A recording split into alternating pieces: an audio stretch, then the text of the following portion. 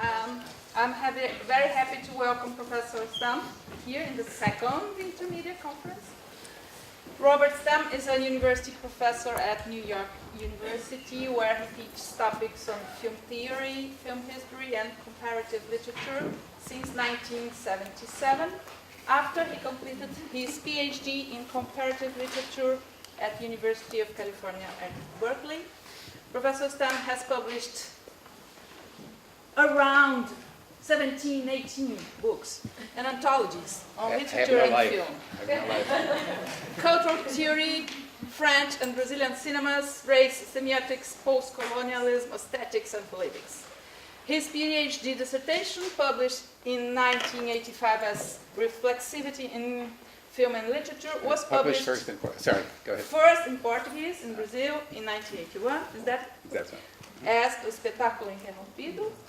In 1994, Professor Stam co-authored with Ella Schulhat the seminal book Unthinking Eurocentrism, Multiculturalism, and the Media, that studies the relationship between films and colonialist discourse. He and Schulhat also authored the anthology Multiculturalism, Postcoloniality, and Transnational Media in 2003. In 2005, Professor Stam published Literature Through Film, Realism, Magic, and the Art of Adaptation. Professor Stam has published 2 books exclusively on Brazilian cinema in 1982 and Tropical Multiculturalism in 1997. But he has said that he includes Brazil in almost everything he does. He puts Cervantes next to Machado de Assis, Mário de Andrade next to Joyce, Oswald de Andrade next to Jarry, Roberto Schwartz next to Jameson, Ismail Xavier next to Deleuze. In 2013, Professor Stam published... No, I would never do You that. said that. It's here. As a partial critic of Deleuze, dialogues with Deleuze. Yeah, it's a dialogue, parallel dialogue. In 2013, Professor Stam published Race in Translation, Culture Wars in Post-Colonial Atlantic, a discursive history of post-war intellectuals in Brazil, France, and the US. And your latest book that you gave me, I forgot,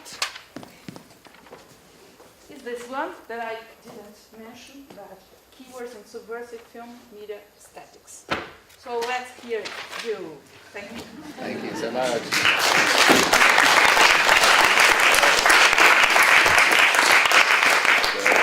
Thank you, Lucia, for organizing this tremendous conference. You know, if I were to conjure up an ideal audience, this would sort of be it. You know, a lot of Brazilians, a lot of friends to be, a simpatico atmosphere. It doesn't get better, you know.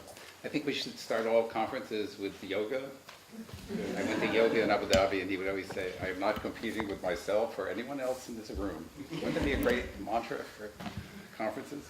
Anyway, so also, I love being at a conference where I don't have to explain everything. I can say situationism knowing everybody knows what I mean. So that's really welcome. So I can speak in shorthand, and I have so much I want to say. I'll talk about this. There are many fan videos based on Caetano's work. Sampa, just almost any song by him has fan videos, right? So that's what that was. And it's a song from Cinema Novo from Tropicalia 2 in '92, where he, I don't know of another film tradition where you have a song that recounts the whole history of a cinema and gives even analysis. So Caetano says, and Gilles says, and sometimes the film would stop to hear the music, and the music was so good we didn't mind it stopping, because it's Brechtian use of music, right? So I also teach French New Wave, so I invented a song in French using the music of the Maquis Pas, because I thought France deserved a song like Cinema Novo to celebrate the Pas. So I'm not going to sing it, but right now. Anyway. So I've always been, the title is Transmedial Pedagogy in the Remixed Avant-gardes, or How I Learned to Stop Worrying and Love YouTube. So I have a brief preamble about my love for trance words. And this started, it's almost like every period has its trance words. So it started with translinguistics in Bakhtin, And then it was Jeanette and transtextuality and adaptation, then it was transnational. So I'm going to kind of a delirium, terminological delirium, talk about some of my favorite trance words. Yeah, so just to schematize shamelessly, and by the way, I wander back and forth between inter, trans, and so forth. To my mind, multi implies addition, additive multiplication. Inter implies interactive reciprocity, and trance embeds both multiplication and reciprocity while pointing to transformation and transition from one state to another. So among the other words I like are, of course, transdisciplinary, needs no explanation, transartistic, transmedial, obviously. Also transsectional, playing with Kimberly Crenshaw's idea of intersectionality, that race is genders and sexuality is nations and so forth. Transsexual, also very apropos of the historical moment. Also trans-regional, and Glover Rocha, his films were all basically financed by Brazil, and most people are Brazilian, but his concepts were so transnational, right? He brings in huge cultural complexes and puts them in relation, Africa, Europe, indigenous America, and so forth. So that's sort of a critique of area studies, the idea of a static continents, African studies, and in favor of diasporic question of movement from place to place, not a static continent approach. Also trans-individual, the idea of the commons. There's a nice piece of wordplay in a song by Gil and Caetano about samba is transformador. It transforms pain into pleasure and art. So that's another trance. I also, in New Jersey, I grew up next to a Pentecostalist church called Pentecostal Lighthouse, and the neon sign shined into my bedroom window. And people literally would go into trance, right? And great music, and I would sometimes go and clap along with the music and so forth. I didn't go into trance. So I haven't thought about that until recently, but that was part of my childhood. So also, I'm not pretending at all that I represent all these trances. It's really a collective project, something like this conference, really. So basically, I'll talk about how the internet has transformed teaching. Two subjects, I'll skip literature and cinema because that would take a lot of time. But first of all, how I teach Brazilian cinema, national cinema. And I'll talk a bit about transmodernism. And I think modernism is a trap word because the minute you have modern, you have the pre-modern and you have the postmodern, right? So there's sort of a stagist, linear narrative embedded. Then you have kind of a mindless post-post, kind of a failure of the imagination, right? So transmodernism, which I'll explain, is kind of more of an idea of spiral time. So when I say transmodernism, I mean two senses of the word. One is beyond modernism, the conventional sense, but it's also trance with a C, going beyond modernism through possession, religions, and spirituality, as Rocha represents very much, and we'll talk a bit about that. Awam Amka, who is a Nigerian who worked with Wole Soyinka, talks about the fact that, and he actually speaks Yoruba, his mother is kind of a healer, and he himself worked with trance with Soyinka as a kind of technique of performance. And he says it's itself a multi-temporal experience. It's like you are in multiple times. You're yourself, you're someone else, and you're in different time periods, as if this encapsulates this idea of a trans-temporal approach. So I argue, and it's kind of obvious, that there's a kind of transmodernism, which is Afro-diasporic, and you have so many artists who are part of this continuum. And I think when we're terrorists, we tend to say, okay, Jean Rouch, creator, genius, etc., and he has his lineage. But if you see him as part of a continuum, of a spectrum of artists who deal with these issues, I think it's a little richer. So if you think of Wole Soyinka, Ola Balagoon in Nigeria, Sergio Giral and Sada Gomez in Cuba, Thomas Allen Harris, Haile Gerima in the US, and also these artists who are very intermedial, like Maya Deren, right, who was initiated into Baudin, wrote a beautiful book, The Divine Horseman, about Baudin, and tried to capture in transfigured time this idea of trance and multitemporality. You have many French intellectuals who were involved in Brazil, usually by Pierre Verger, the photographer, who was also initiated. Also Roger Bastide, who said, Africanus sum, I am African, and who said he had to shed his Cartesianism to open himself up to the Mai de Santo.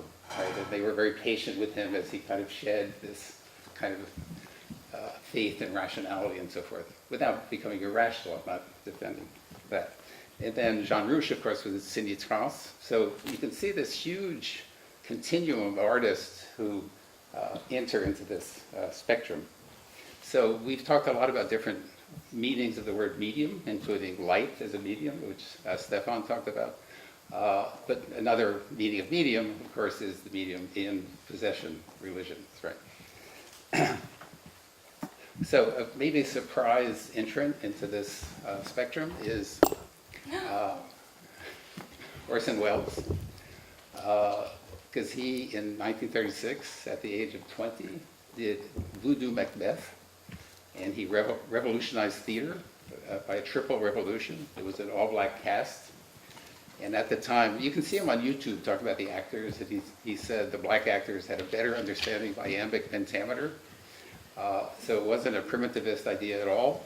And then the second revolution is locating the venue for the theater was in Harlem, in the Lafayette Theater. That was not usually the case for Shakespeare, right? And then he set the play, not in Scotland, but in revolutionary Haiti. So he brought up the whole issue of the Haitian Revolution. And he collaborated with an African from Sierra Leone named Assadata Dafora, who was the first African to have an African troupe of dancers. And this impacted people like Catherine Dunham, Alvin Ailey. So it was a collaboration with him. And what interests me is he saw the African religions as an aesthetic. So the whole play was structured as a Baudin ritual with religious drummers from Sierra Leone. And the legend, I don't know if it's a legend, but there was a critical review by Percy Hammonds, and the drummers did a despacho against the critic, and he died a few days later after a hostile review. He was a Republican conservative who hated the New Deal, hated Orson Welles, etc. So it's literally true that he died, and John Houseman reported that they were doing he sensed there was a different kind of drumming going on. So I'm not suggesting, I'm just saying. So I wanted to show a bit of Hoodoo Macbeth. Now this is the kind of thing that before the internet you would have to go to the Library of Performing Arts, maybe see production stills. But this was a 4-minute promo by the Roosevelt administration promoting the play. So just to give us, it's a terrible image quality, but just to give you an idea. So Hoodoo Macbeth.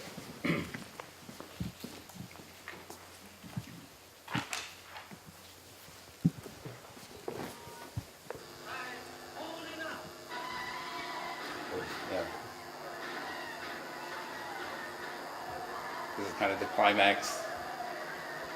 It becomes an avant-garde film. It's Tom the Piper's Son. And this is a mix of everyday people from Harlem with known actors. He said the style of acting came from them. And this was a time of extreme racism where people would say, oh, these black people, they don't even know what they're saying, right? They don't understand Shakespeare. It's a long tradition. Sorry.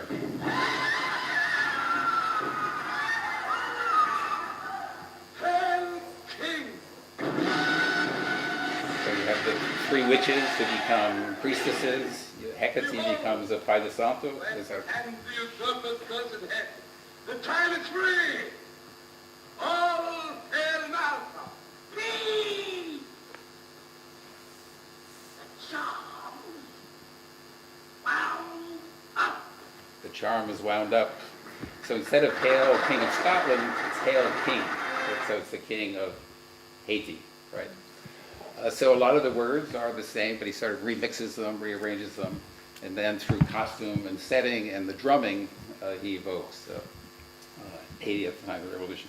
So I think one reason that these artists are so attracted to these religions is the fact that the religions themselves are multi-artistic, because something like candomblé involves dance, narrative, poetry,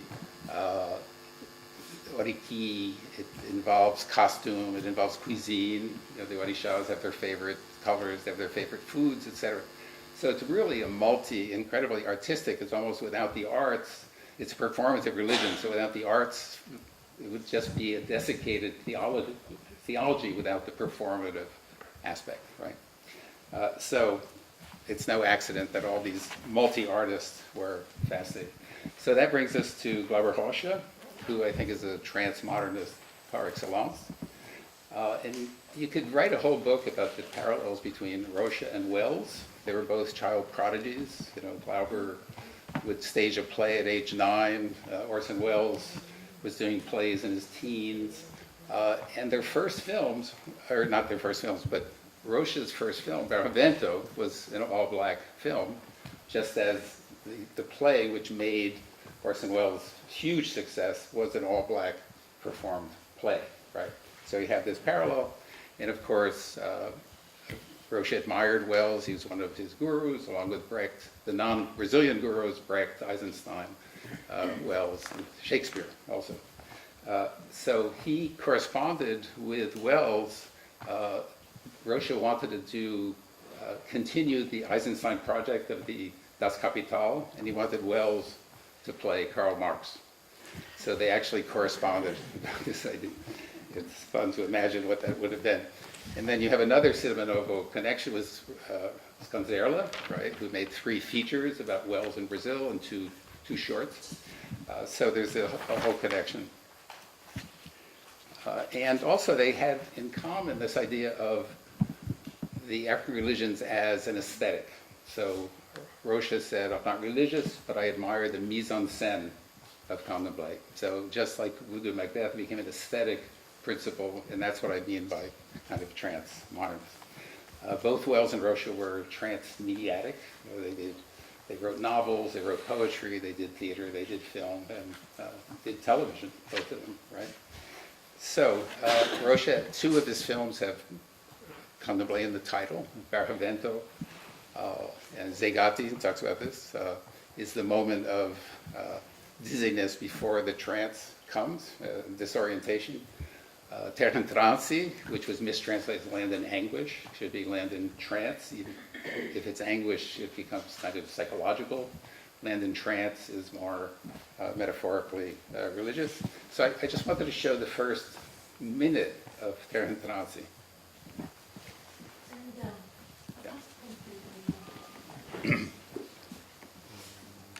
Which one's that? The second one, yeah.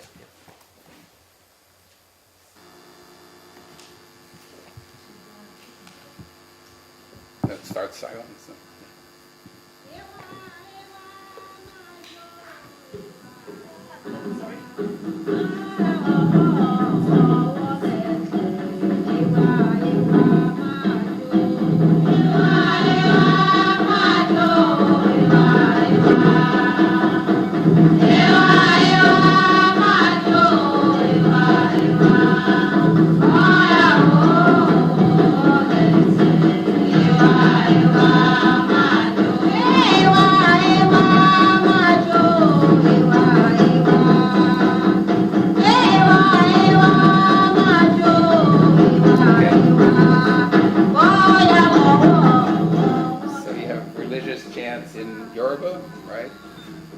This is such a simple idea, right? Juxtaposing this music, superimposing this music with this image. Imagine if it were Bossa Nova, right? The Girl from Ipanema would be a touristic film, right? So the power of this percussion to totally transform this image. And it's rare that a single shot can actually generate a whole multimedial movement, but that's actually true of Terra in Transe, because Caetano said that without that initial shot of the conjunction of candomblé music with the aerial shot, there would be no Tropicalia, right? And this generated a multi-art, multimedia movement with Elio De Sica in the plastic arts, say Celso in theater, and of course Gaetano and Gil in music. So Tropicality was very much an intermedial phenomenon from the beginning.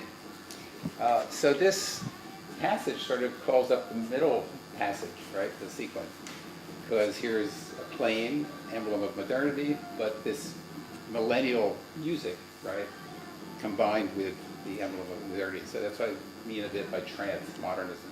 And it kind of structures the film. You keep hearing it at key points, and it means many things. It doesn't mean a simple thing in the film. Ismail has written very beautifully about the ambiguity of religion in Barlovento, the fact that you can interpret the film through a religious grid or kind of a Marxist materialist grid, right? So often Rocha was Brechtian in a way. You know, he saw a Drei Groschen Oper in 1960. He loved Brecht, but he's also trans-Brechtian.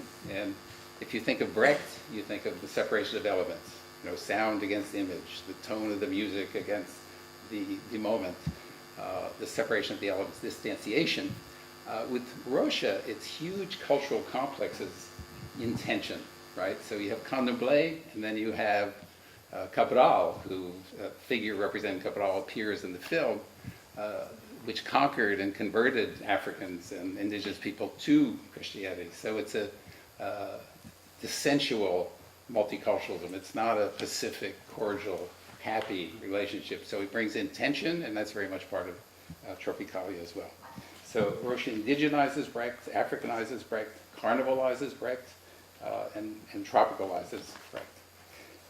So, as I said, this film generated all this art, and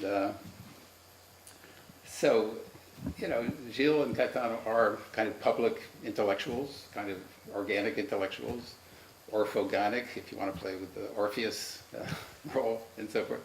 So, you know, I don't necessarily agree with all their positions, but they certainly have kind of enacted theory in many forums, including in public forums like Gilles' involvement with Creative Commons, right? It's interesting, the book's about remix, Gilles comes into it, but not as a musical remixer, but as someone who's involved in copylefts, Creative Commons, and so forth. By the way, I'm very irritated that of books about modernism that only talk about Europe and Anglo-America. I always look in the index as, you know, anthropophagy, is it there? If it's not, they should label the books as Western modernism or Anglo-American modernism. Don't call it modernism, right? Or avant-garde, or remix culture if you don't mention Tropicalia. The closest they get is kind of Jamaican dub, right? So it's on the way south, but it doesn't quite make it. I want to talk a bit about Gaetano as a trance artistic figure, and how it's, the point of this conference, the way, is you can't separate one strand of an artist's work, right? So think of, and this is very schematic, but Gaetano's relation to literature, just very schematically, he wrote scores for films and miniseries based on literature and plays. He dialogued with literary theorist critics like Augusto Haroldo de Campos and Zé Miguel Wisnik. He musicalized Galaxia, this kind of avant-garde book, and poems like Fernando Pessoa, Navegar é preciso.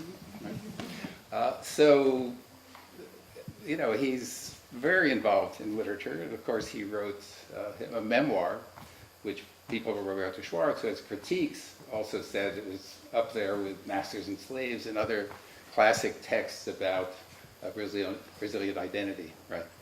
And I find that book kind of Proustian. He has these long, winding sentences. If I asked him about it, he said, "Yeah, I love Proust, thank you." You know, I take that as a compliment. So when the book was reviewed, they couldn't believe that a pop star could talk about Heidegger and Deleuze and talk about James Brown, the next sentence is Stockhausen. That was kind of a shock. You know, you don't expect that from Britney Spears or something like that. But so it's kind of a pop star intellectual. And he actually alludes to Heidegger in one of his songs. I don't know of many pop stars who talk about Heidegger and their views. So in 1985, he did Lingua, right, kind of a stylized rap song where he says, some say you can only philosophize in German, but I say if you have a great idea, put it in a song, right? In Portuguese it rhymes, right? Alemão, canção. And that's an allusion to Heidegger's view of German and Greek as kind of the ideal philosophical languages. So you always know what Caetano's been reading through his lyrics, right? He dialogues with Roberto Schwartz, right? That whole idea de absurdo. He says, well, Brazil may be absurdo, but it's not surdo. It's not deaf. It has a good musical ear. So, and then if you think of Caetano in the cinema, he started by writing very sophisticated film reviews about Godard, about New Wave and Cinema Novo films, and pays a lot of attention to technique, to editing, and so forth. Also, he acted in Rossani's Taboo, for example.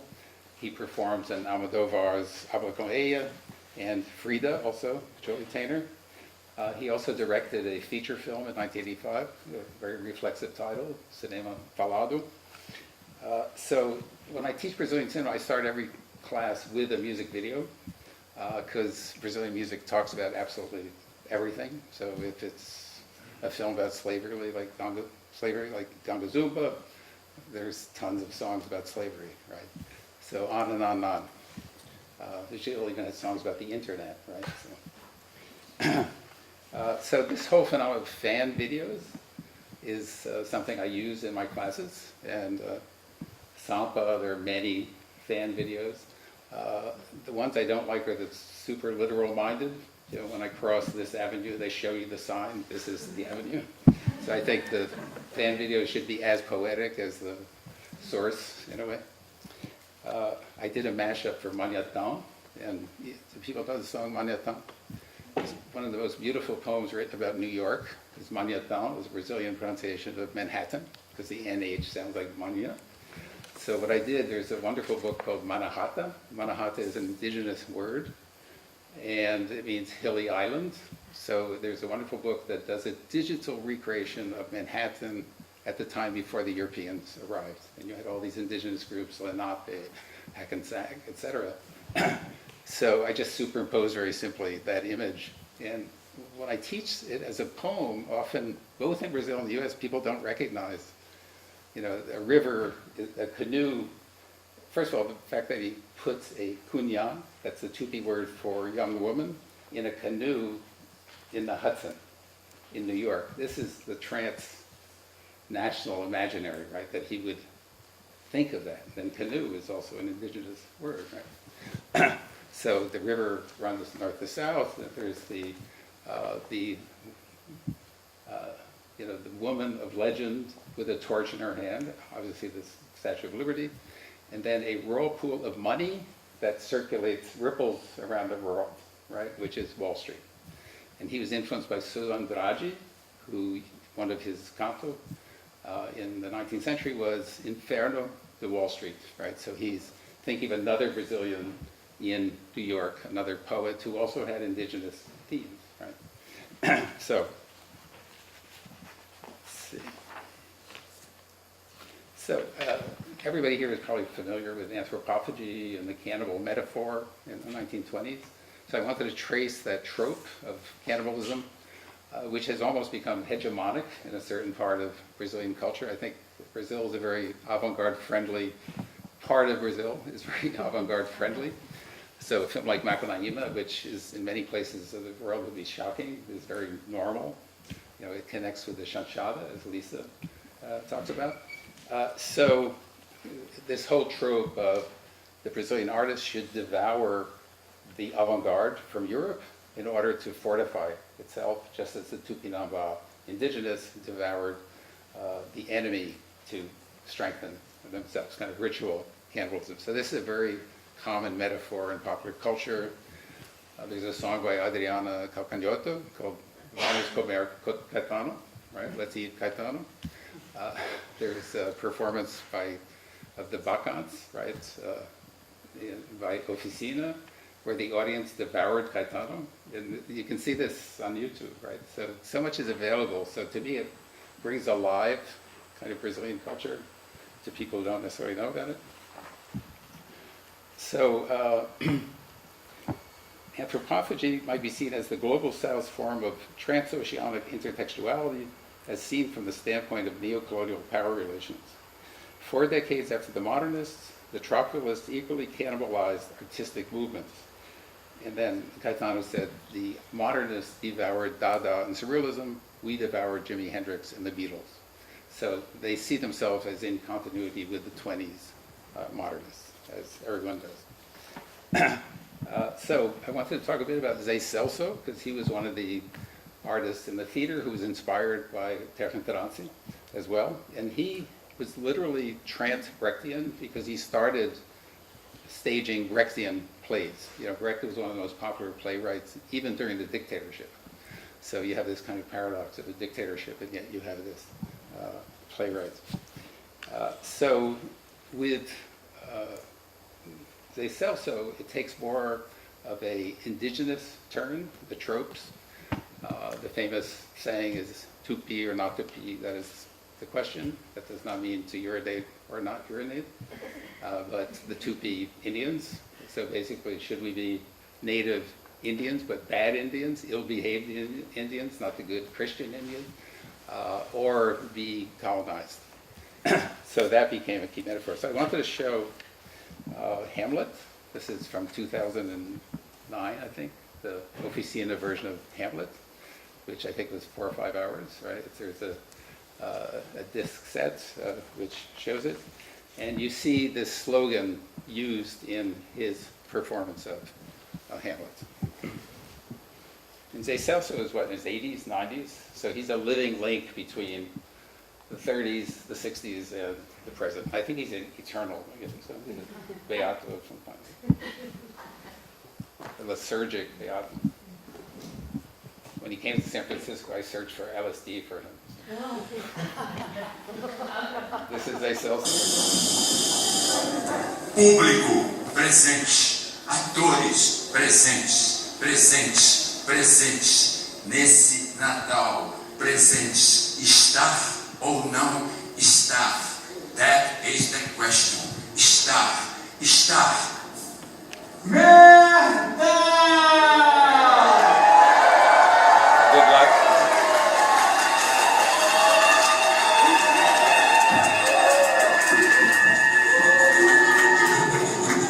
A minha tribo,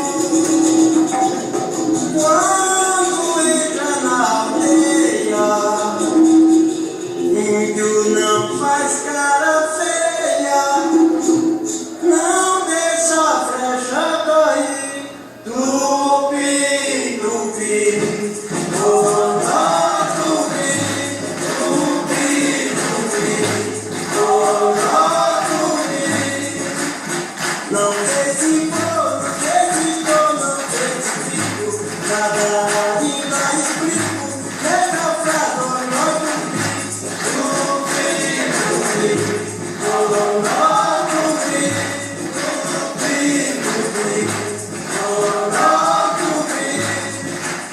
a minha tribo quando entra na aldeia, não faz cara feia, não deixa a flecha cair.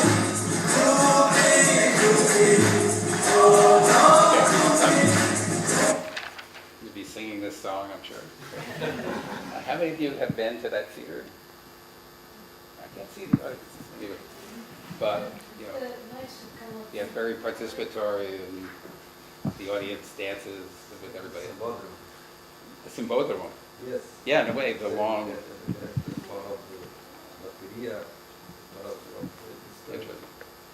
And Zé Celso sort of goes along the whole trajectory. Also, it's, you know, sometimes we think intermedia is separate media, but the separate media are themselves intermedia, right? So he made a film of Greta Bella. He conceives the theater as already incorporating film making. It's part of it. And also the multiple screens of concerts, right? Rock concerts kind of thing.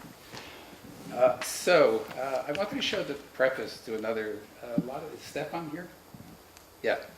All of this is so connected to what you'll be presenting, right? It's these special years, 67 to early 70s. So Naima, you'll show. I see. No. Or not? No, but we are showing already Bella. Okay, right. Oh, amazing. Yeah. I was actually sitting next to Zé Celso in Brasilia when they showed the film, Rei da Vela, and half the audience didn't like it, you know, so they were booing, and he asked me the awkward question, why are they booing? I said, well, it's a different generation, you know, so anyway, awkward moment. So anyway, to Naima, how many people have seen Naima? Great, wow. See what I mean? I don't have to explain anything. We just saved 10 minutes right there. So this is a preface to the film that Joaquim Pedro wrote for the Venice Film Festival, because he thought people not from Brazil needed some preparation about what was behind the whole modernist movement. So this was a very bad video reproduced, so forgive but I think you can read it. Let's see the next clip.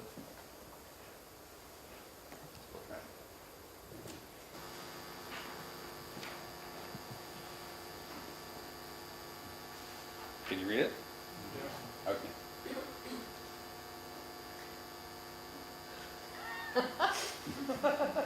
The bishop is called Sardine, right? So what do you do with a sardine?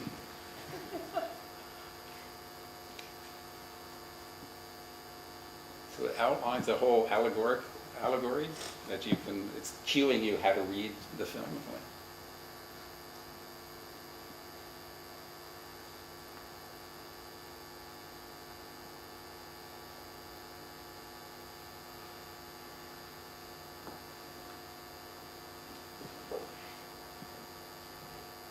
This is never seen in Brazil. This was only outside of Brazil that you would have this preface. I wanted to name my son Naima, but sometimes he has no characters. But the English translation was Jungle Freaks, so I thought that would ruin his life. What's your name? Jungle Freak.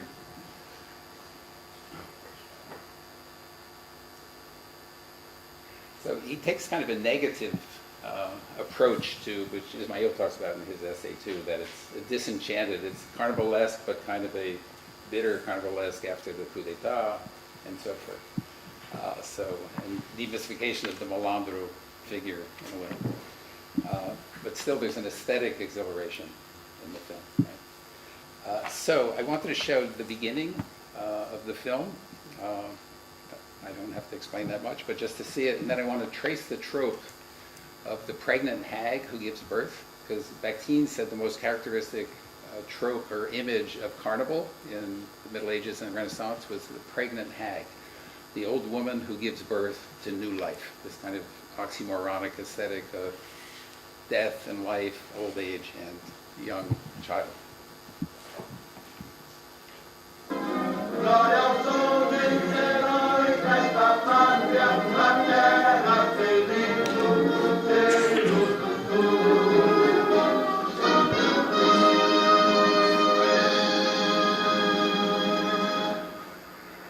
No fundo do mato virgem, houve silêncio tão grande, escutando o murmurejo do Urariquera, que...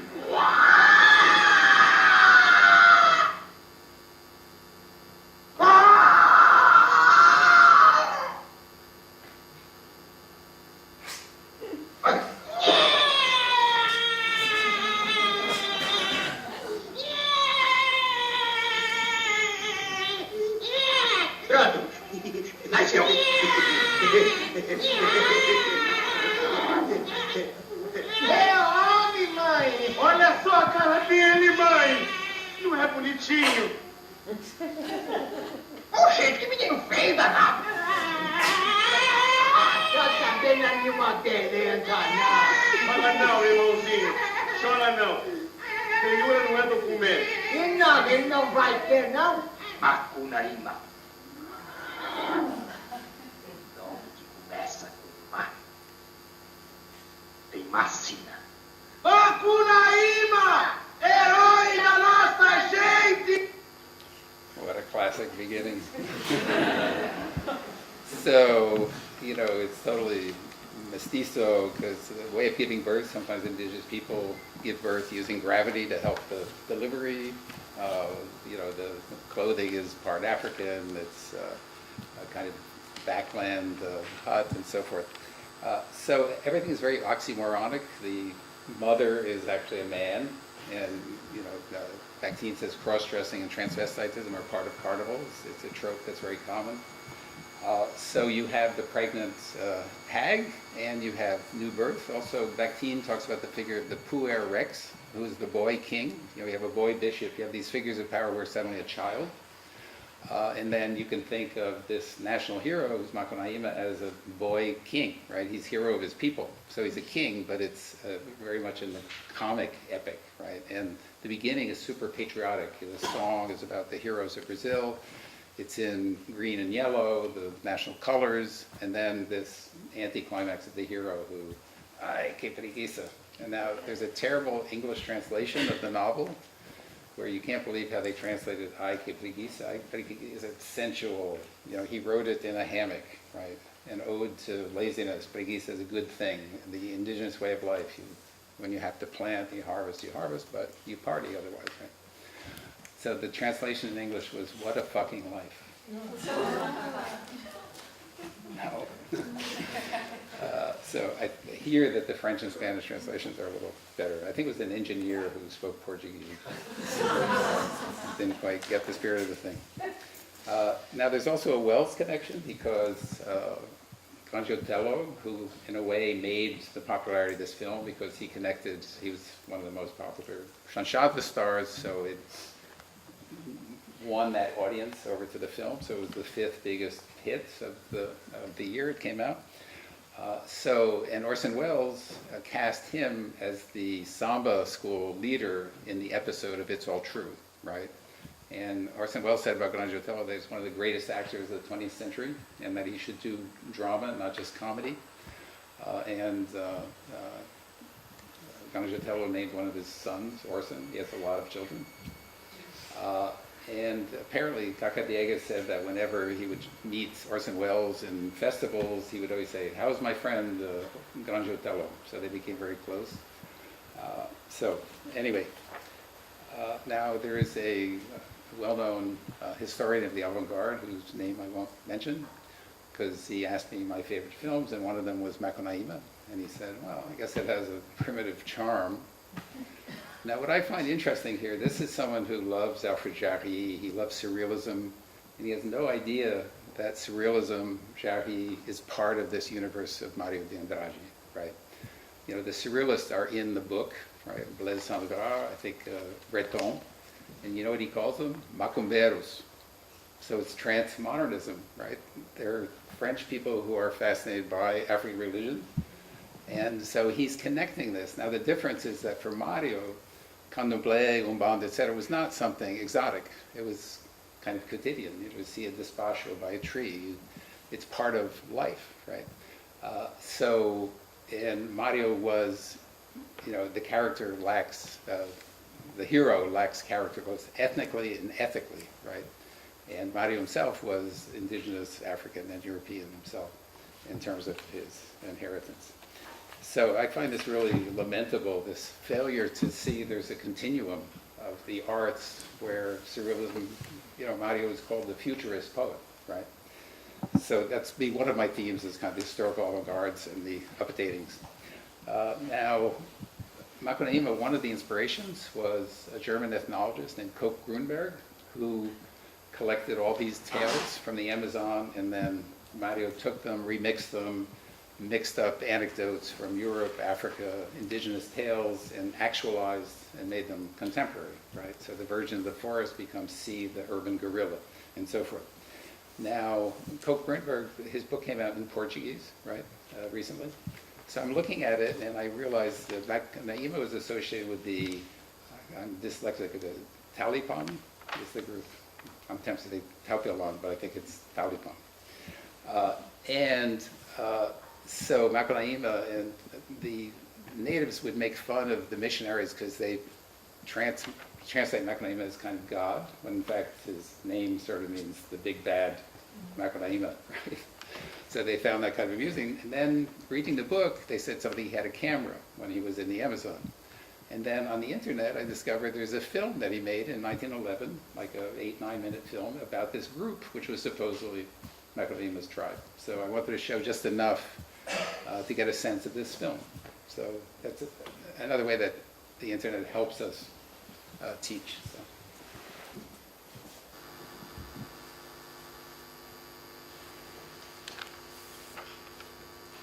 The Life of the Taliban in Guyana, a documentary film from 1911.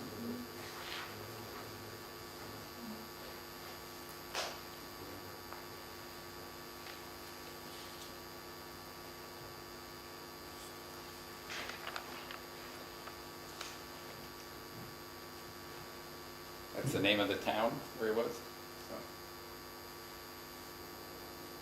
He was also the inspiration for the ethnologist in Embrace of the Serpent. Remember, there are two ethnologists. He's the inspiration.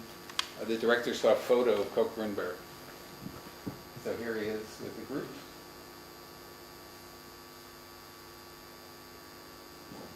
Working corn, maíz. So it kind of portrays the work, doing mandioca, but also games, like games for children. They're this kind of string games where they invent figures through strings, making hammocks and so forth. So the nice thing about the internet, I don't have to show you all of it, so I can just say, check it out, it's easy to find. So I wanted, okay, let's go to the next one. Yeah, there's just one point that's the, Oswald de Andrade in the 20s talked about the Índio tecnizado, kind of the high-tech Indian, not the primitive Indian, not the pure, innocent Indian, but a high-tech Indian, which has historically been true. Esomeric in 1503 went to France to study munitions. That was the high-tech of the time, right? An indigenous Carijo Indian, so-called. So indigenous people have always been engaged with technology. I mean, the Aztecs, the Mayas had mathematics, they had irrigation, vulcanized rubber, and so forth. So it shouldn't be a surprise, right? Now, that was prophetic, and also Caetano wrote a beautiful song in the 70s called O Índio. I'm sure some of you know it, where he imagines a kind of redeemer of indigenous people who arrives in a spaceship. And remember the refrain? He's agile like Bruce Lee, infallible like Bruce Lee, agile like Muhammad Ali, romantic like Peri, and he has the ashe of the field use the Ganji, right? So he's totally trance cultural entity who's kind of a red avenger. In the Enlightenment, there was this figure, the red avenger, who would avenge everything that happened to indigenous people, right? And the Black Spartacus, this kind of figure. So Caetano wrote a song about that. Now, both Oswald and Caetano were prophetic of a movement of high-tech Indians who made films, right? You had this huge surge of films by native peoples around the world, including features by the Maori, by the Aboriginals in Australia, the Sami people in Scandinavia, on and on and on. There's a festival in New York where they have 500 submissions from indigenous people. The best known, of course, is Vincent Carelli and Video in the Villages, right? And he just won the Prince Claus Prize. And I wrote up for the brochure. I was invited to meet the Queen of Holland. I'm Dutch ancestry, but I was busy teaching. I had to give it up. So Vincent was going there, I assume, with some of the indigenous directors like Davino and so forth. So that's a great, and they were kind of financially strapped, so this is a wonderful gift for them. Anyway, so in a way this was prophetic of these high-tech indigenous people. Has anybody seen The Master and the Divine? It's a wonderful film about a German priest who loves Indians. He read Karl May novels, and he's so excited to know Indians in Brazil. So he ends up with the Shabanchis. He learns Shabanchi, and he becomes, on German TV, a white Indian, right? And this whole Karl May romantic tradition, right? Now Davino, the Oahu, is a Shabanchi who was an altar boy who became a filmmaker. So the film, the master is the priest, and divine is Davino. That happens to be his name, right? And there's a wonderful friendly competition between them where Davino is infinitely more high-tech. He says, oh, your computer is so slow. You don't have, Final Cut Pro. It's so, so he's really much more high-tech. And there's kind of a aesthetic combat because the priest wants to have a pastoral, idealized view of Indians. So he's positive image. And Divino, no, he wants to show the conflicts. He shows the quarrels. People get drunk. They argue about resources and so forth. So it's a fascinating film. It's a really beautiful film. And Divino's a very funny guy. To irritate me, he says, how are you? Arnoldo Schwarzenegger. Divino, please. I hate Arnold Schwarzenegger. So that's his kind of humor. So you sense it in the film. He's constantly needling. And then the Shabanchi sort of pretended to convert, but they didn't really, according to Divino. All right, the next image, you'll see instantly why I'm including it.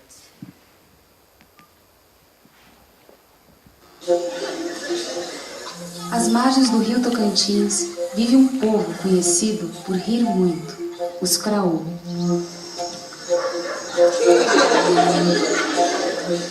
Rochua é o palhaço sagrado muito respeitado pela tribo.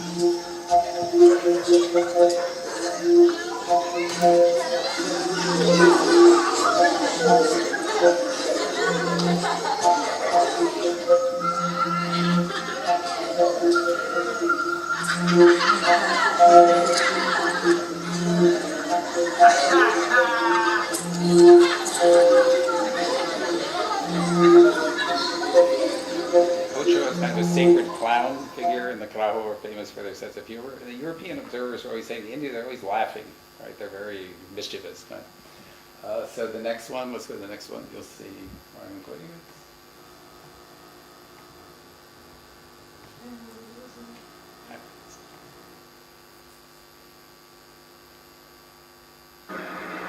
No fundo do mato virgem, houve um silêncio tão grande, escutando o murmurejo do Urariquera, que...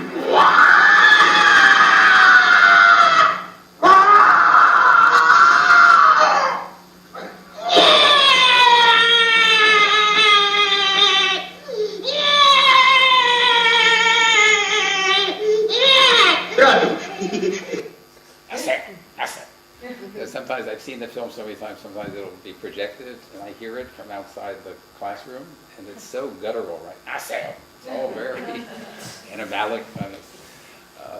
But all right, I think we don't have that much time. What I want to do, well, I'm going to sort of race through the rest. The other section is on the new political film, so I'll just drop a concept, and then you'll see an example. I don't have to show all of it. You can find it on YouTube. But I wanted to finish with a recent event with Caetano at a protest rally, which he actually sings this song, O Inu, the chorus, and then it's intermingled with people saying Fora Temer. It becomes part of the rhythm, this kind of political activism about the Ministry of Culture and so forth.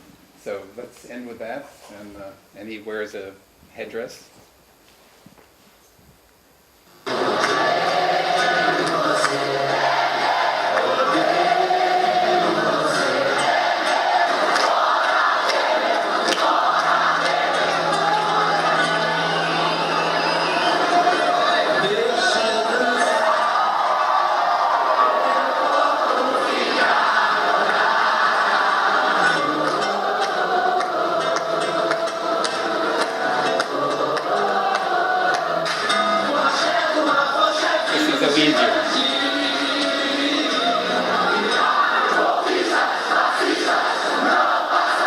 Fascist, racist, you will not pass.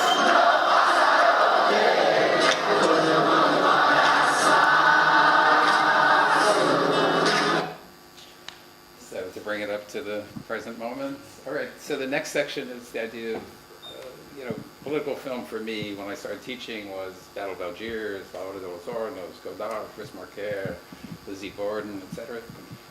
And a lot of those films still work, but a lot of them don't work with students, right? But they are very alive to a new kind of political film, which is very very ironic, very satiric. So I wanted to show some examples and connect it with historical avant-garde. So the first example I connect with Jarry and King Uboop. You'll see why it's the group, the Yes Men, who are these, I'm very proud to say that Andy Wippelbaum was a colleague who was preparing people to have fake websites, so they would present themselves as corporate executives and do tricks on the corporate executives. And the most famous prank, how many people know the Yes Men? Yeah, the most famous prank is they went on BBC News pretending to be the heads of CEOs of Dow Chemical and announced that Dow Chemical would be giving $12 billion to the victims at Bhopal. And the stocks plummeted instantly. And they always work in conjunction with activists. So they're activists in India because everybody's forgetting this disaster, right? So this was a way of calling attention to it, et cetera. So I'll just show a little clip and say why it's connected to King Ubu. And he's a hilarious guy. He's come to Brazil a number of times. He's always laughing. So when he does these, I'm always imagining him trying not to laugh. Sweet building, what century? Before that, sorry. Oh no, I'm sorry. It's my, yeah, go to Yes Men. Yeah. That's it, sorry. It's my mistake. How does the management leisure suit work? This Besides is at being the extremely WTO, the comfortable, World as I Trade can guarantee Organization. you. Well, allow me to describe the suit's core features.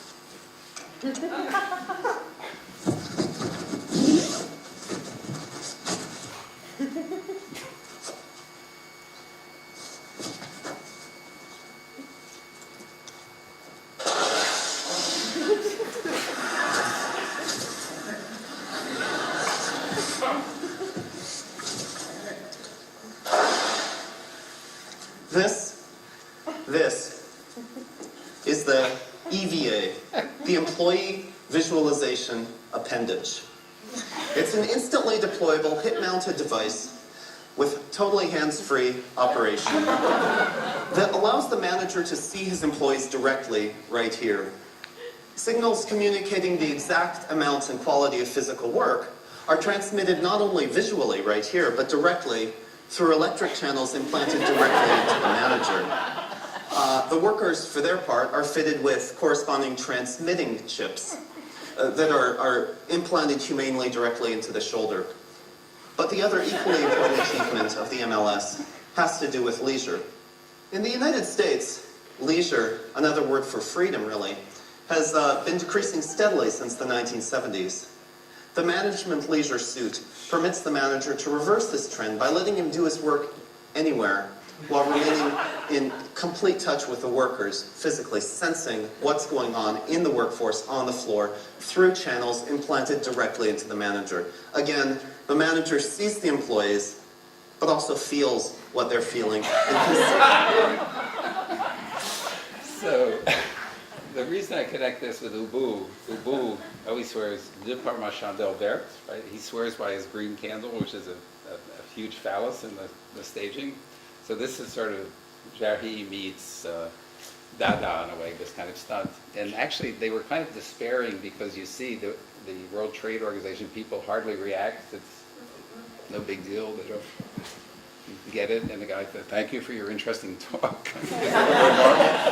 So afterwards they're saying, you know, Jarhi said he would provoke the audience to know by its bear-like grunts where it was.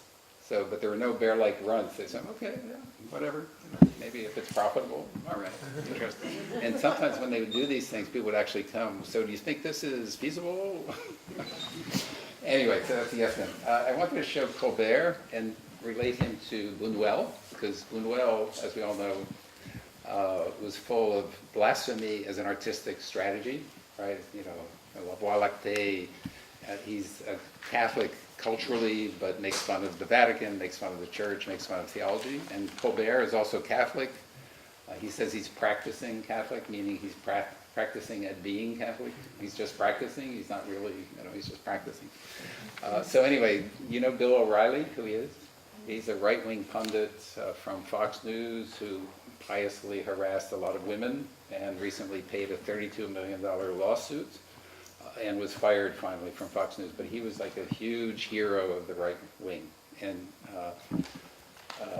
Colbert's shtick was he had a persona which was a right-wing idiot. And so this is a brilliant guy pretending to be an idiot. And he went to the White House and made a total fool of George Bush to his face. And it went viral. And he made fun of the media for being servile, not critical.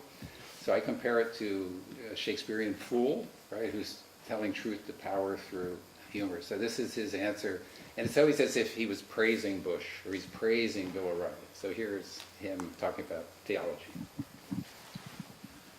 This week, Bill did what centuries of philosophers before him could not do. He proved the existence of God.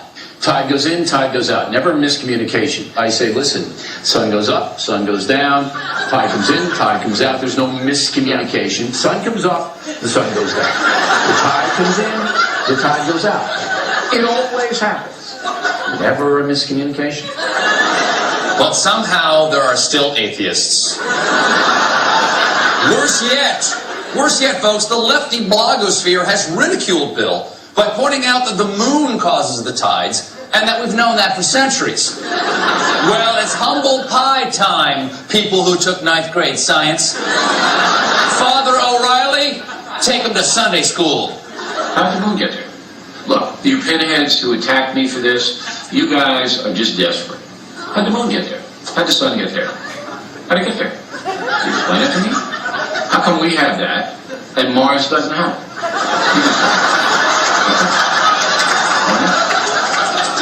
How'd it get here? Boom! Take that, gravity huggers!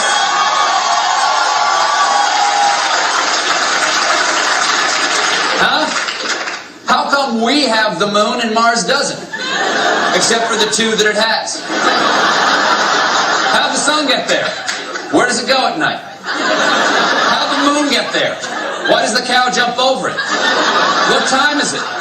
How come I have 2 faucets? Hot comes out of one, cold comes out of the other.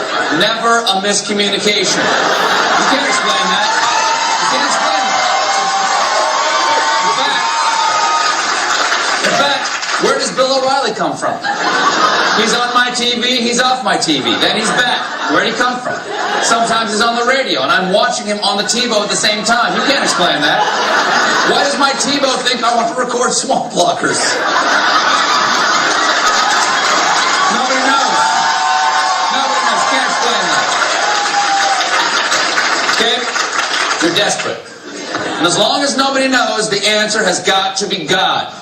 QED, PDQ. Look, all Bill is saying is that God is the answer to everything.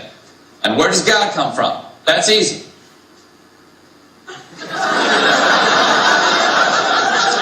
Oh, God.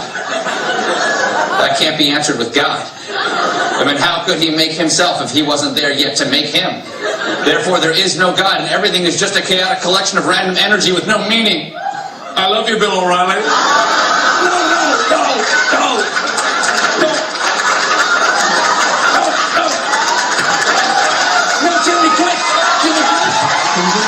The tide goes out.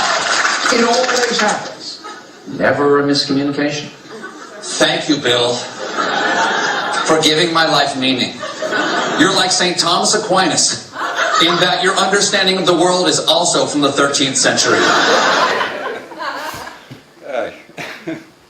So he's been attacking the right and Republicans for all this time. He now has the most popular talk show. He took over from David Letterman, and it's like hugely popular. And you have all the talk shows now are super political and anti-Trump. And it's night after night, and thank God, right? And there's always this comedy and satire or parody exception. So if you're making fun, it's legal. You're not. You can't be liable. So people are really taking it. So let me just give a few more. I talk also about détournement, right? There's a revival of situationism, kind of laptop situationism, where people are taking existing texts and turning it around. This is an attack on Disney, fairy tale. And it's a guy named Eric Fadden, I think, who was at the University of Florida and decided to attack the biggest of the copyright abusers, which is Disney, because they absorb all the world's cultures, 1001 Nights, everything, Mickey Mouse and Robinson Crusoe, Don Quixote, everything, and then copyright it as if it's theirs, right? So he said, well, I'm going to go to the source and make a film that's totally based on short clips from Disney cartoons, and then explain what's wrong with the copyright laws. So everything is from Disney, but it's a jujitsu where it turns against Disney. Very used to. And millions, like probably 15, 20 million people have seen this already.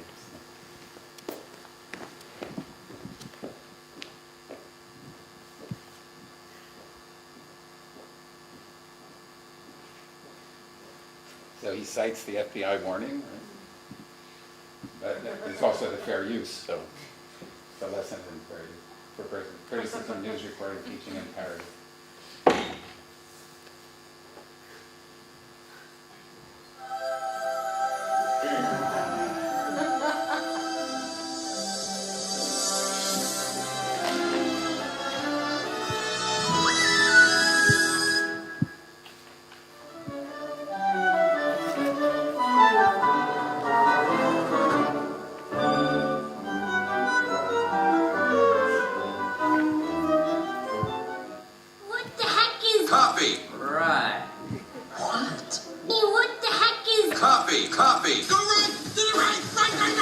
It's that law that's the problem. You know the law. That stupid law. What the heck is Copyright? I'll tell you. Copyright is permanently fixed. the original Work. What? Permanently fixed. the original Work. In some form. but can be Seen. or Heard. Now listen, this is important. Only the copyright Owner. just the right to use there. work. It's mine. So the next example is an explaining of the idea of copy is not theft. It's by Nina Paley, who did a feature film on the internet on the Creative Commons license. And she says this film is financed by you, right? And it's called Sita Sings the Blues. It's an adaptation, an animation adaptation of the Ramayana. So let's see, this is 1 minute.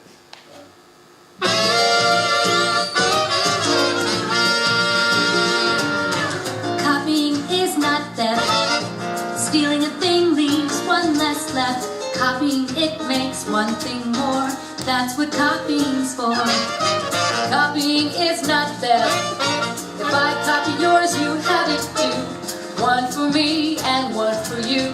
That's what copies can do. If I steal your bicycle, you have to take the bus. But if I just copy it, there's one for each of us. Making more of a thing. That is what we call copying. Sharing ideas with everyone. That's why copying is fun.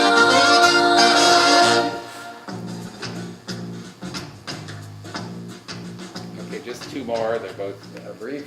I want to show Samantha Bee, if people watch Samantha Bee. These are all children of Jon Stewart and The Daily Show. So this becomes a nightly commentary on what Trump does, but not just Trump. And you'll see that if it's just about Trump's personality, that doesn't do much, right? But if it makes a political point, you'll see. Here's Samantha Bee. I hate to tell you, Puerto Rico, but you've thrown our budget a little out of whack. Come on, Mayor. Just say This is the mayor of Expelliarmus. San Juan, No, you right, who want responded to to. Trump. Puerto Ricans taught us our own history. It's only fair we learn something about theirs. So here goes. This is an island surrounded by water, big water, ocean water. Ugh, stop. Can we get an actual Puerto Rican to tell this story? At your service. For 400 years, Puerto Rico was a Spanish colony, until 1897 when Spain granted them autonomy. In July 1898, they formed their own elected government. 8 days later, the U.S. invaded. The island was now a football in the Spanish-American War, a conflict fueled partly by fake news and the yellow press. When it was over, Puerto Ricans were told they belonged to America. The next year, they were slammed by a hurricane. The U.S. didn't send much aid, so that's familiar.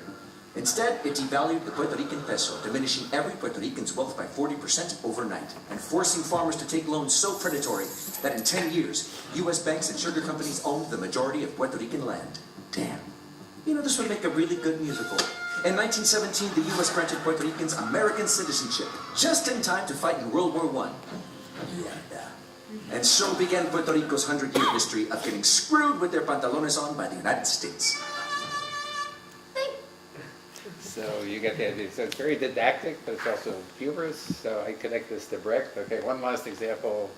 I want to thank everybody from the UK for sending us John Oliver. Thank you. Just the first way to say that. So this is John Oliver. The problem, the He does expose shows, and this is the enunciation of what the FCC wanted to end, net neutrality.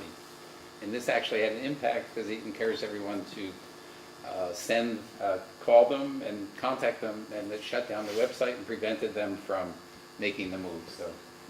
The problem, the cable companies have figured out the great truth of America. If you want to do something evil, put it inside something boring.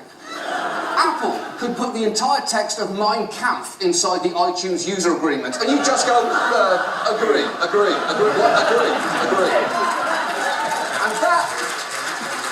that's why advocates should not be talking about protecting net neutrality. They shouldn't even use that phrase. They should call it preventing cable company f***ery. Because that is what it is. And it might actually compel people to want to do something.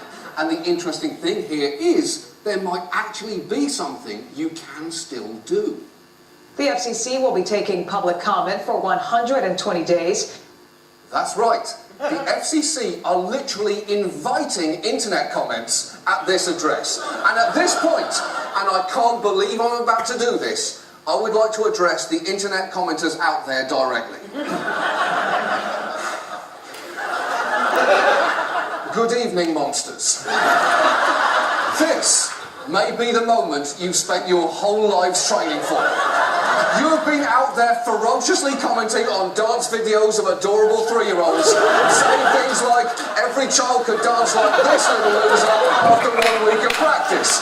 Or you've been polluting Frozen's Let It Go with comments like, Ice Castle would give her hypothermia and she'd dead in an hour. Or, and I know you've done this one, commenting on video on this show saying, fuck this arsehole anchor, go suck your president's d***. You're just friends with the terrorists. Now, I don't know what any of that means. But I don't think it's a compliment. But this is the moment you were made for, commenters. Like Ralph Macchio, you've been honing your skills, waxing cars and painting fences. Well, guess what? Now it's time to do some f***ing karate. For once in your life, we need you to channel that anger, that badly spelled bile that you normally reserve for unforgivable attacks on actresses you seem to think have put on weight, or politicians that you disagree with, or photos of your ex-girlfriend getting on with her life, or non-white actors being cast as fictional characters. And I'm talking to you, Ron Paul fan 2016, and you, One Direction forever, and I'm talking to you, One Direction sucks balls. We need you to get out there and for once in your lives, focus your indiscriminate rage in a useful direction. Seize your moments, my lovely trolls. Turn on caps lock and fly, my pretties.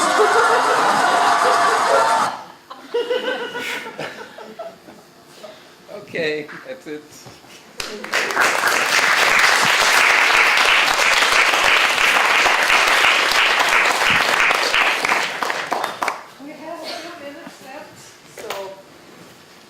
Open.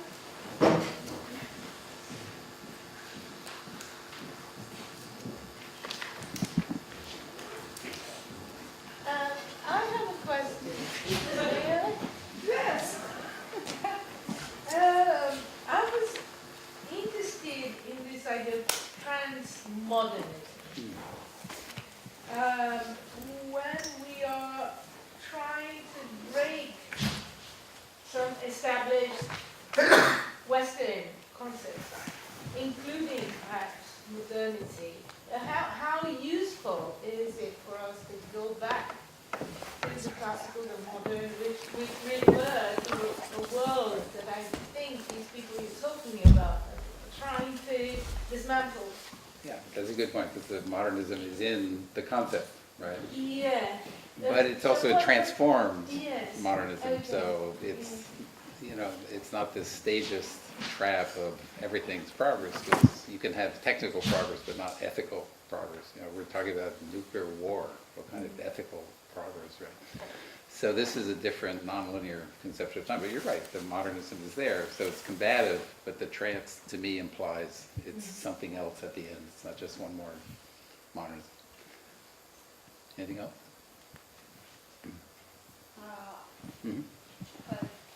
I'd like to, actually it's not a question, but I want to talk a little bit more about this political, I wouldn't say films, as you said, well, you have political cinema, but we have now, can we actually qualify this? So many videos and TV and they're all focusing on the mass, political mass that we're living on everywhere, like in the US, like in the UK, in Brazil, and everywhere. Right. Can we actually have an idea of what's going on? I mean, everyone has an opinion, and it's really good. This last video is really funny because it's not only about media, I mean, like TV media or institutional media. I'm talking about all of us because we can comment, right? Yeah. So was that then not, postmodern, but what we're living in? Yeah, well, it's linked to activism, really. He's encouraging everyone to act and take action. So I think sometimes people create a false dilemma of, oh, we're being entertained, we forget politics. But when the rally, the women's rally after Trump was elected, was the biggest demonstration in American history, because it wasn't just Washington and New York; it was the entire country. Huge, just millions and millions of people, right? And when you go to these rallies, it's full of references to Colbert and this kind of humor and, pussy caps. And so it's very irreverent, and it's very funny. So I think in Brazil and the US it takes different forms. It's a little more mass mediated in the US. In Brazil, it's really carnival and a dance protest and so forth, right?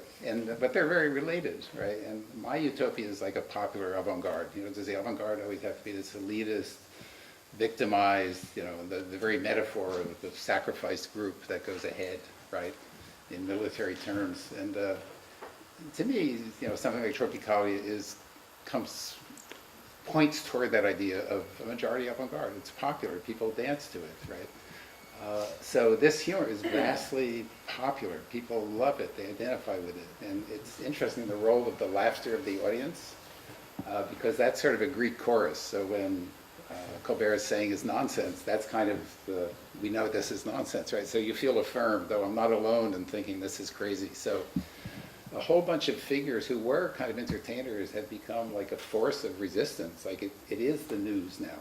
The news is disgusting. They're too balanced. You can't be balanced with someone like Trump. Balance is a lie, right?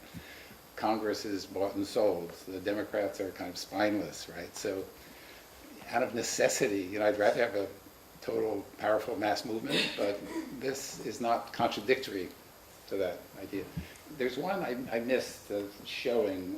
We don't have, it's about 2 minutes, got to show a wonderful, because it invokes the historical avant-gardes. There's a movement called futurism, obviously a reference to futurism in the 1900s, right? Marinetti. But futurism was very polyvalent, right? In Brazil, it had a different form. In the Soviet Union, it was very socialist, etc. So Amir Baradadon, who's an Iranian Canadian who now lives in New York, did a wonderful. His thing, the futurists were fascinated by technology, including war, machines, right? Amir is fascinated by new apps. So his whole thing is, what are the artistic uses of new apps, right? So he invented an app where when you go to the Louvre, it's called franchising the Mona Lisa. You can aim your smartphone at Mona Lisa, and she puts on a hijab. She puts on a hijab in the colors of the French flag. That's called franchising, like a play on franchising. So let me just show that, because it's a really instance where one movement is being invoked, and you see a contemporary. So it's a whole critique of Islamophobia, and it makes fun of all these politicians. So let's see that.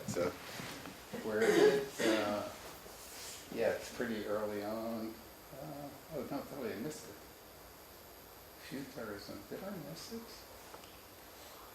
Oh, that's awful. Oh, how sad. Wow. Anyway, you can find it on YouTube. Look for franchising the Mona Lisa, and I'll just explain in my poor words what it does. Oh yeah, let's just, that's my pre-digital, vestigial brain. Yeah, just look at franchising And it makes fun of some, like Farage is in it, and Sarkozy, and so. Yeah, what were you saying? Yeah, franchising the Mona Lisa, Amir Baradara. And he's a very sweet person, but he presents himself almost as a terrorist, as a joke.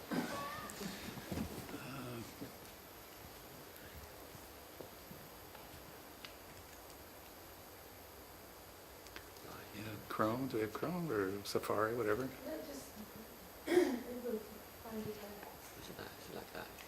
Yeah, franchising the Mona Lisa.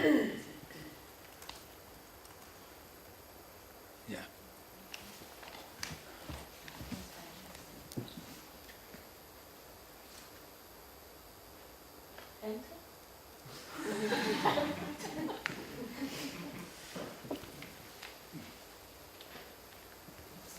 Let's see. The first one. Yeah, no, yeah, okay, let's try, that's, no, but it should be about 2 minutes. Yeah, I'd go down to Amir Baradar, right? No, but this. Oh, go to videos. Yeah. Yeah, go to videos and then you'll see a whole. No, it should be about 2 minutes, yeah. So, yeah, go videos and then, you find it 2 minutes, yeah, go down.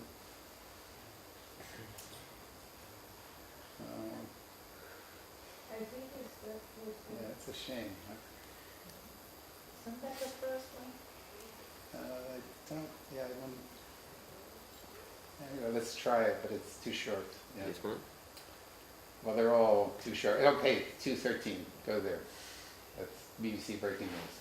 Yeah, because it's fake news. He presents it as if it's a BBC program. Good. This is BBC News. I'm Tom Hanford. Here are the latest developments on what prior to today would have been considered the unthinkable. Reports from Paris are still coming through, but we have confirmation from the Louvre that the Mona Lisa has been defaced. Rioters have smashed windows, set fires, and destroyed police vehicles. Claiming responsibility for defacing the Mona Lisa is the infamous infiltration artist Amir Baradar, also the founder of the allegedly called Futharism movement. His actions have sparked condemnation across Europe, including an emergency meeting of the EU Assembly. And the question that I want to ask, that we're all going to ask is, who are you? And I have no doubt that it's your intention to be the quiet assassin of European democracy and of the European nation states. News of what Baradar calls franchising Mona Lisa has swept across the world and attracted swift reactions from the international community. Advertised worst persons in the world because one of these anti-colonialist swine. We are in the rather exotic position of not having seen any of the evidence. This is going to go viral.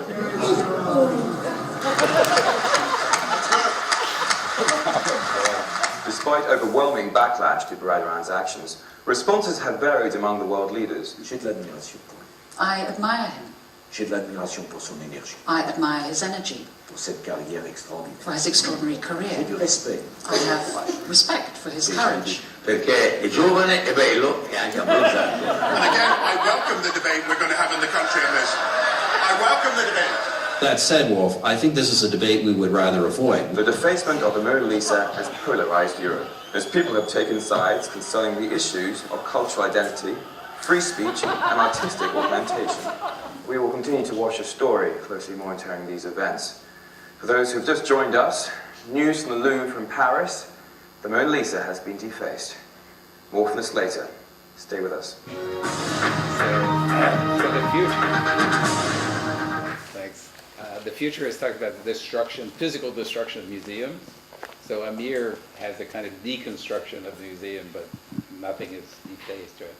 He's also gay, so it's very funny when Berlusconi says, "Fronteato, bello," very homoerotic. So and a lot of those figures like Sarkozy are very anti-immigrant, right? So he uses their words against them. So anyway.